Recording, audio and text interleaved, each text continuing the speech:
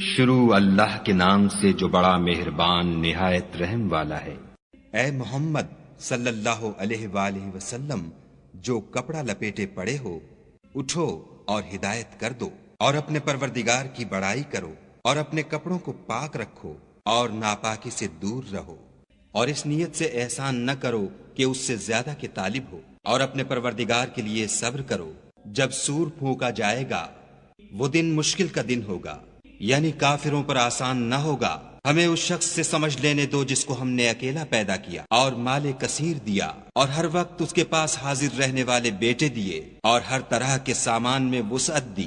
ابھی خواہش رکھتا ہے کہ اور زیادہ دیں، ایسا ہرگز نہیں ہوگا۔ یہ ہماری آیتوں کا دشمن رہا ہے، ہم اسے صعود پر چڑھائیں گے۔ اس نے فکر کیا اور تجویز کی، یہ مارا جائے، اس نے کیسی تجویز کی، پھر یہ مارا جائے، اس نے کیسی تجویز کی، پھر تأمل کیا، پھر تیوری چڑھائی اور منہ بگاڑ لیا، پھر پشت پھیر کر چلا اور قبول حق سے غرور کیا، پھر کہنے لگا یہ تو جادو ہے جو اگلوں سے متصل ہوتا آیا ہے، پھر بولا یہ خدا کا کلام نہیں بلکہ بشر کا کلام ہے، ہم ان قریب اس کو سقر میں داخل کریں گے۔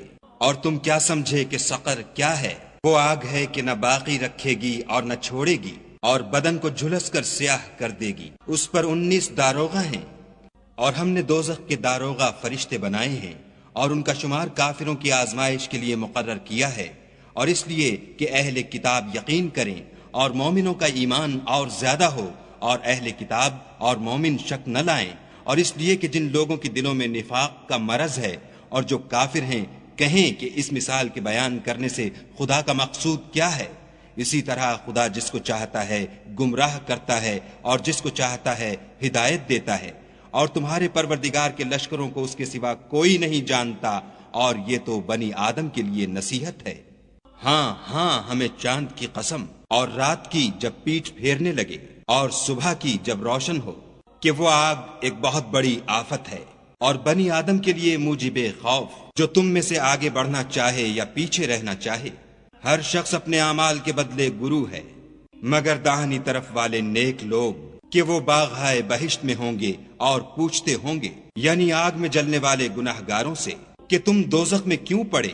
وہ جواب دیں گے کہ ہم نماز نہیں پڑھتے تھے اور نہ فقیروں کو کھانا کھلاتے تھے، اور اہل باطل کے ساتھ مل کر حق سے انکار کرتے تھے، اور روز جزا کو جھٹلاتے تھے، یہاں تک کہ ہمیں موت آ گئی۔ تو اس حال میں سفارش کرنے والوں کی سفارش ان کے حق میں کچھ فائدہ نہ دے گی۔